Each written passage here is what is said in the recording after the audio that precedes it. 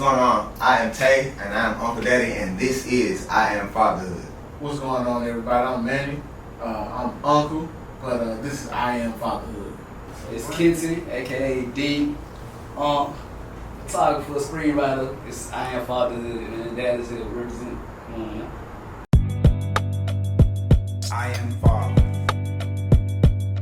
Back against the wall, head still high, push through it all. Father am I, lead by example, but still I gotta follow. Value your seeds, let's promise them tomorrow. Forever I stand, it's never to be a bother. Forever I'm man, forever I'm father. Forever I stand, it's never to be a bother. Forever I'm man, forever I'm father.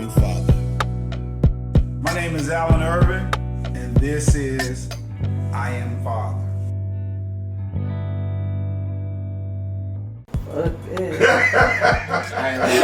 I'm thinking that same thing he said. I think discipline has gotten better, and I think progressively it's been moving toward not doing as much spanking because More communication. Yeah, more communication is key. Oh, yeah. I know when we were coming up, shit, we go get switches. Oh yeah, boy, I got beats, boy. You got what was? Oh, you got what was? I had to go I get got on a switch. Grandma So tell me we had a belt that was so big we called it Mr. Do-Right. They go But you don't hear a lot of that anymore though. So I think progressively we are moving toward communication and talking to your kids and understanding a lot more. Yeah. But I think that came from just them being strict on the parents, like whipping their children. You know what I'm saying? Like paddling came out to school. Yeah, all of that. But Did y'all get paddled in school? That was long by the time we got But my mom used to tell the teachers to whoop me. Yeah, whoop my Bro, I used to get whooped. Yeah. Somewhere along the line, the respect level in the school environment kind of changed. Yeah. But I think it's moving toward what you're saying, the communication, talking to them. You're figuring out, listen, you're learning how to talk. You don't have to beat them down. Right. Because all it does is I got beat down. because what it teaches the child is like, okay, well, if somebody don't do what I want them to do, I get to hit them. You know what I'm saying? Because Parker liked to fight.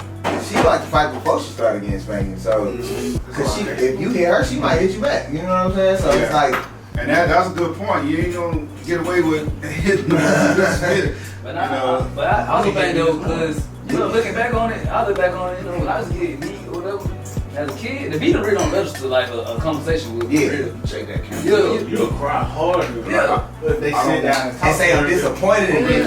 I'm not upset with you, but I'm disappointed in your actions. Oh man, That killed me. I'm getting whooped and I'm good for another day or two.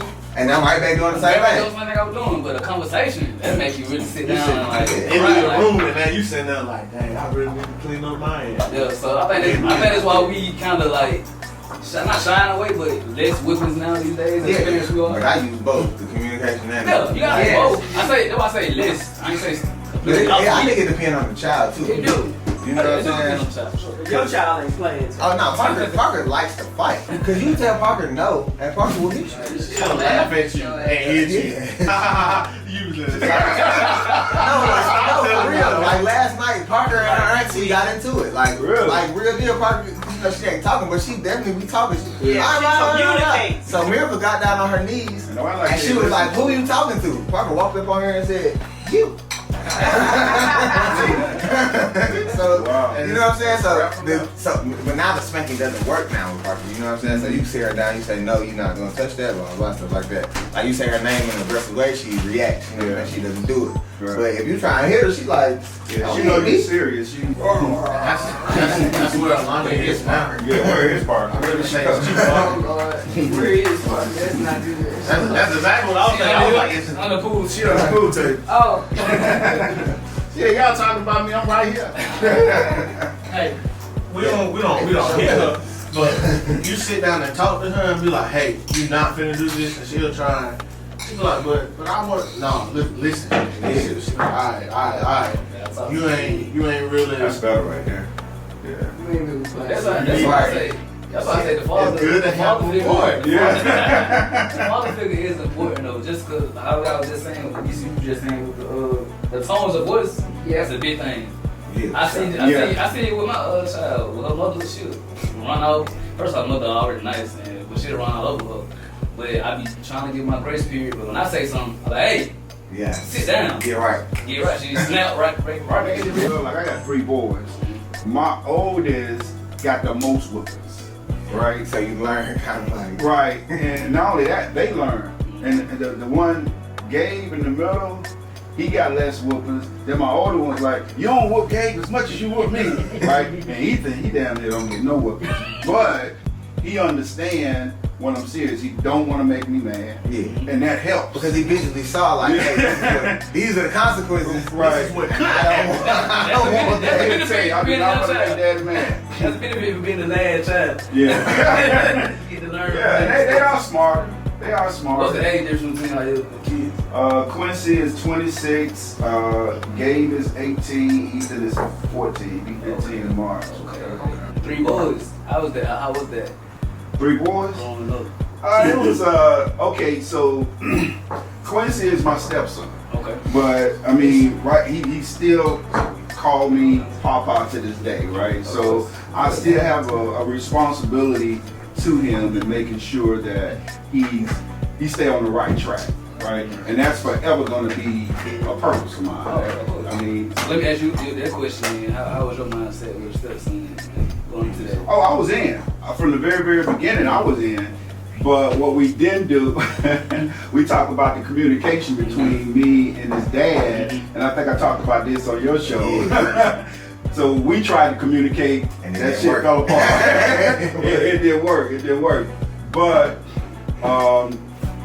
it worked out eventually. I mean, I would say That respect 10, 15 years. Yeah. Once he really understood, I had his son at heart. Right, I was there for his son. I treated his son like my son. When he figured that out, it took years because I don't think he wanted to figure it out at that point. And you gotta want to figure it out. You know what I'm saying? You gotta be willing to. You gotta be willing. So what's your advice for us just being in our situation, not being with the mother of our children, and understanding that eventually there is gonna be someone else? It is, yeah. And I would say we talked about it, the communication. You have to be open enough to talk to that guy. I mean, and yeah, I was open to talk to my stepson dad. He wasn't open, but you got to remain open until. And the other thing is, the mom have to play a role in that. You know, like my ex probably would tell you now, she could have did a better job with making sure me and his dad was on the same page, right? My thing was, you're not gonna control my house. You know, especially not from the outside, not over no bullshit. You know what I mean? When you know I'm feeding him every day, I'm taking care of him every day, I ain't got no ill will with your son. And I understood, you know, he did not want it. God damn it! I mean, it takes a different type heart, right, to see another man disciplining your kid. I mean, it takes that I can see that's hard, you know, because really that was the issue in the conversation, you know, because I was like, okay, I need to talk to him, right? So I called him. He was like, I'm glad you called, because the day that you lay a hand on my son, and that was his whole thing, me disciplining his son.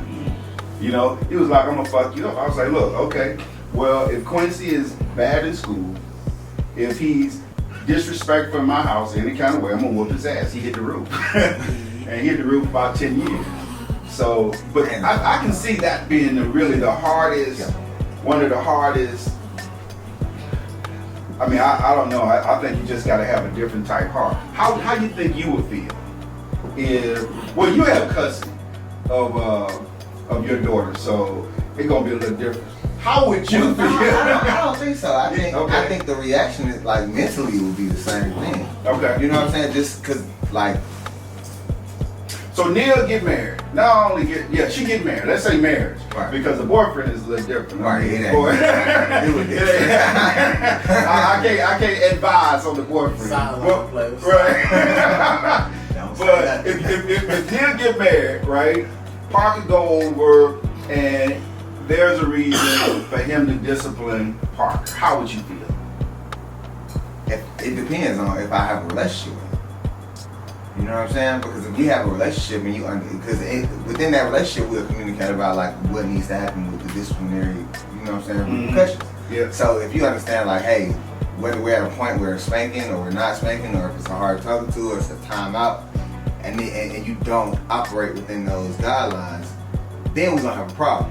But if you operate in those guidelines, and I'm saying if we have a relationship. Now if we don't have a relationship, you do some wild crap, and then my daughter come back and tell me it's gonna be, you know what I'm saying, it's gonna be, it's gonna be a problem. It's gonna be a problem. It's pretty hard to imagine not have a relationship though once you say the word marriage. So I would like to think that she had this time with this person and through the engagement and all this stuff. By this time frame, marriage, y'all should already have a relationship. Yeah, but then me and me are also like really good. You know what I'm saying? As far as like we understand, like, hey, I moved on, you moved on. Like our lives are completely separate as far as like there's no like love or anybody like hanging on to like a relationship. So I think it'll be more like a communication. You know what I'm saying? Because I got somebody who, you know what I'm saying, in my life. So I think once we get married and, you know what I'm saying, that co-parenting that we was talking about earlier, now she becomes a co-parent. You know what I'm saying? And how does that work really now? Yeah. Now, you know, she has 2 women in her life. And so if that happens with Nia, when that happens with Nia, she will have 2 men in her life. And of course I know my daughter understands that Nia is her mom, and she understands that I'm her father. It's just, she definitely understands. I mean, it's kind of hard for you to have a perspective on what we're talking about as far as the stepdad disciplining the kid and all this and that. Yeah. But what is you tell your boys, man? What you tell your boys about stuff like that? Because I know it got to come up sometime. It do come up, and it really just go back to the overall theme of just communication. It happened to the best of them, but it come back to communication. So me and my wife have an understanding that if somebody was to come in, if for whatever reason, if we were to separate or if we were to get divorced, sure we're gonna find somebody because that's life. God didn't intend for you to be alone. So at some point we're gonna have to sit down. Honestly, my thought process is I'm taking this man out to dinner. Hey, we finna sit down, we finna talk. I need to get to know you. Yeah. I wanna know you. I wanna know you from I've seen that approach before too. Yeah, cause I just it ain't even on like no I'm trying to punk you or anything like that. It's I simply wanna know who you are, how do you think, and what are your morals, what are your values. Yeah. But that's the me now. Two I really want to say it's 2-3 years ago, but it could have been like last month. I would have been with it. I would have been like, oh, you want to have another? Alright, I'm going to be sitting outside the house, and when he pull up, hey man, let me talk to you real quick. Right. Because it's, I just look at it differently because of the things that are going on in the world, and then I got a daughter. And if we can't come to one accord on how to raise my daughter, and you gonna have to disappear, or you gonna have to disappear. And I don't care how you disappear, but you touch my daughter, it's a problem. It's a problem. Yeah. So let's talk about that because you got kids at what 22, 23? She was 26. I was 26 when she was born, and then I turned 27 the same year. Oh, okay. Okay, you became a father at 23. 23? Yeah. Okay. 24, 25. 24, 25. I mean, talk about the mindset that you had when you became a father versus the mindset you got now, what you've learned as a father. I said we go in order. Well, I think I can speak for all 3 of us. It was you was first. Yeah. Okay. I think it was a what the moment. You know what I'm saying? Like everything's about to change. You know what I'm saying? Like, and then I was with the mother of my child when we found out. So it was like, you know, you love my life, and you know everything's gonna work out. Had y'all graduated from college? Were you in college? No, neither one of us had graduated from college. So it was kind of like a. Were you in college at the time? Yeah. Okay. I was actually at work at school when I found out. You know what I'm saying? So it was a kind of what the a kind of like come to Jesus moment. Like, hey, I need to change my life. Right. You know what I'm saying? And then it kind of gets easier as you get into it. You know, because I think like you said, like all of us have these things in our head where like, hey, if I have a child, like I know what I'm not going to do. Right. But the problem is not knowing what you're going to do. You know what I'm saying? Like how you're really gonna react. How when you first see a child, like what that feeling is gonna be. How, you know, changing that pamper or that diaper and getting up at 2-3 in the morning and you know, and then it was a different dynamic for me because I'm not with the mother of my child when my daughter comes into the world. So now I'm like, okay, it's just really different. So it was a what the moment, and then it was a lot of learning. Like and being open to the learning experience was great for me because I know a lot of people aren't open to it, you know. And so for me, it was just like putting myself second and putting my child first. And that's a very humbling experience. And it was still humbling being capable of doing it. You know what I'm saying? Because like now everything revolves around this person. You know, so. Yeah, I could see that. I can see that. I'd say for me, a lot of stuff you said was great. Definitely learning a lot. But at that moment when you find out, it definitely was a wonderful moment because I was actually involved with another woman when I found out the mother of my child was pregnant.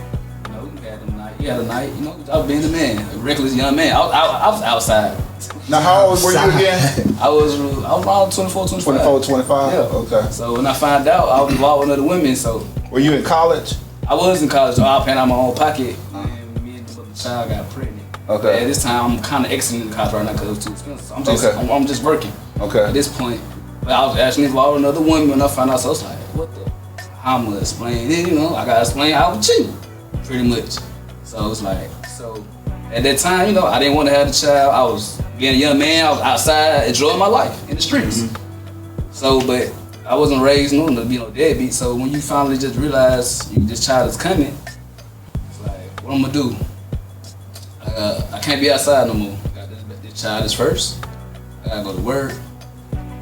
You think about everything. How are my finances looking? How are we gonna get around? If you're not with the mother child, what's the schedule gonna be like? How are we communicating? Me and my mother, my child we were in a good place. So you were thinking about stepping up to the plate. All the things you got to think about and do to step up to the plate, and that's what I hear from you as well. I'm a dad now. I'm a dad. It's not just that's first. It's not just me no more. I'm a dad now, and my dad gonna kick my ass if I ain't taking care of this child. You know what I'm saying? So it's not just me. I just can't be outside flirting with all types of women no more. I can't just be outside getting high with my homies no more. I can't just be outside drinking with my boys no more. I just can't be up all night just playing the game. I got a child to think about. She's finna be hungry. Her mama just can't take care of all her responsibilities. So that's all things I was thinking about. And then so when that child do come, it's a process. It's not just you. You gotta talk to her parents. Your parents, if you still around your parents' lives like that, and your family, you gotta get a schedule going. You gotta talk to your job. Now you're thinking about job too. Should I get an early morning job, late night shift job? Should I do this? Should I do that? What's your schedule like at work? Are you going back to work? How are we? So you had to start aligning them fatherhood stars.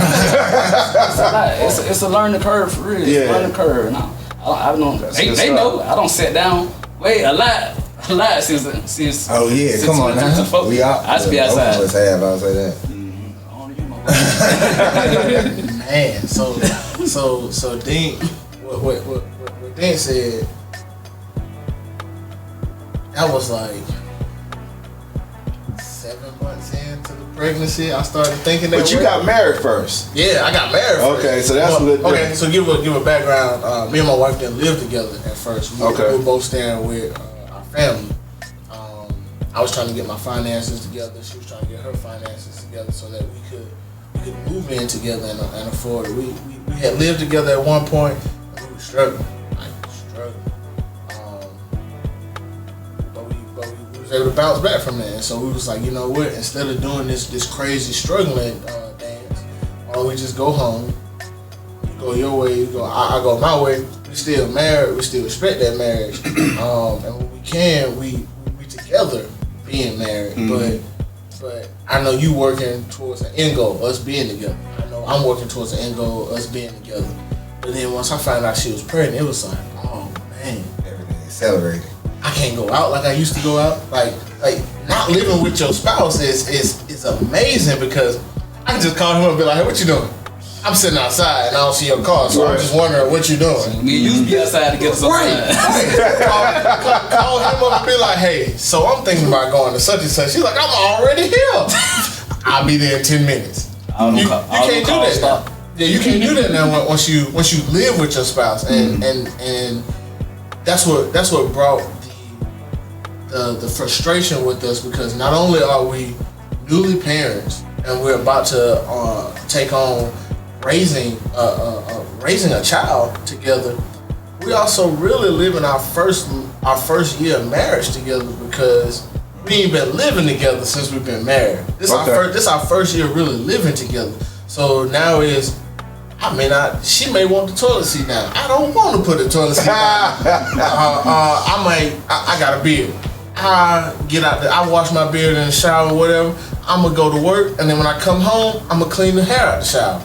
Well, she may get ready to take a shower behind me, and then she get in there and she's like, man, all this dang old hair in the shower. Right. So it's the little things that build up frustration that you got to work on, and I got to take care of a child. So you say you had to learn the curve of marriage first, and you had to learn the curve of being a dad. Not even first, I was doing them simultaneously, and that's where the arguments and the frustration came, because in that hypothetical situation, the separation. Listen, like, I don't even got to deal with this. Almost every Thursday, I was like, hey, I might need to call you and be like, oh yeah, I know. Can you come get a room? Let me get a room. But you know, we persevered, and we just dug in and worked through it. And now looking back on it, it's like, I'm glad that's my story. So I can tell my daughter growing up that life ain't perfect. You may be out here living your life, doing whatever you want to do. You may have a child with somebody that you're not with, or you may have a child with somebody that you with, and then y'all not together. But your uncles did it.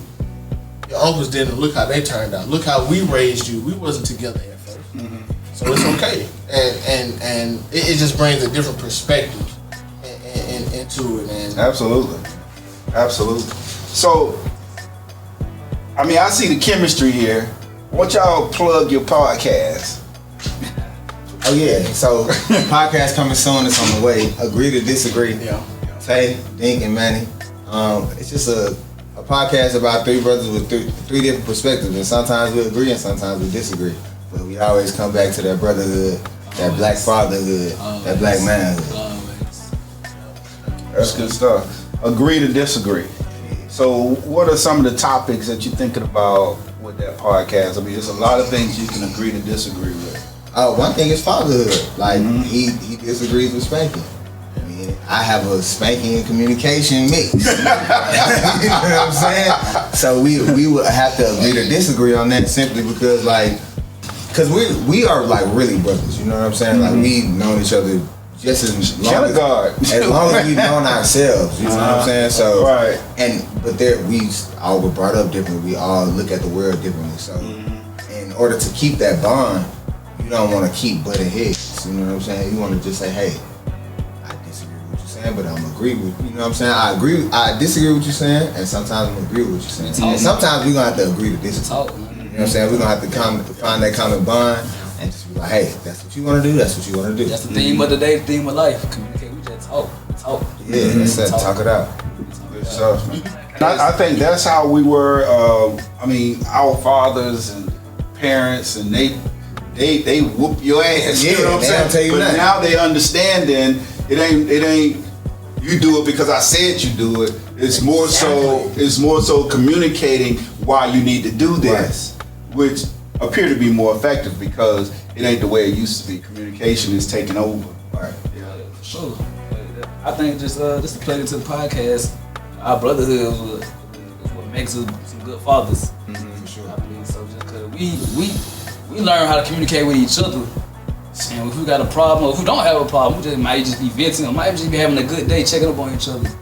That communication with each other, it just creates a realm of a positivity, a realm of calmness into our everyday lives, you know. So we tie that into our lives with our children.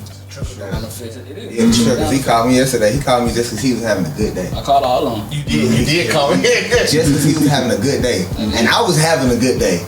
And I had just picked up Parker. So that like, you know, that energy he gave me, I was able to get to my daughter. Even though I was already doing it, it just amplified it. You know That's just stuff we need to do though. Just especially as black men in this country, we gotta show each other we love each other. Sure. At the same Love time, first. at the same time, I gotta do that. I gotta do that same thing I do with them to my own child. If she's not with me, I just need to call her. Just say, hey, what you doing? Check up on her. You know? Everything trickle down. It's just like a Karate Kid. What he say? They say, what you doing right now? It may seem boring, but it's effective when you go to that tournament. Yeah, like that life. It may seem boring, but these lessons is. Yeah, fatherhood is a brotherhood. It's real. It's real. You know what I'm saying? Because iron sharpens iron. Definitely. You know, and we help each other out. So I definitely see that. I definitely agree with that for sure. So let's put the drops in. You can get another drop too. Oh, well. Yeah.